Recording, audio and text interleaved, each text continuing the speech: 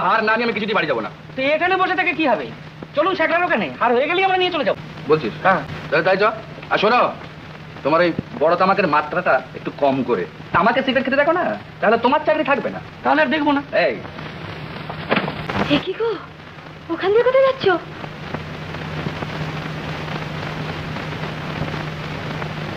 বাবা, আমার হাত দিয়ে জুতো, মাথাটা একেবারে খারাপ হয়ে গেছে গো, একেবারে খারাপ হয়ে গেছে।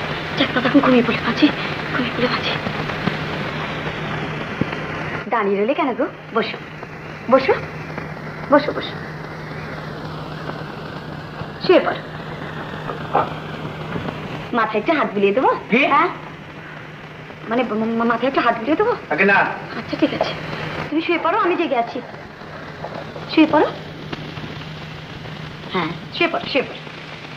লক্ষ্মী, শুয়ে পড়ো, আমি জেগে আছি।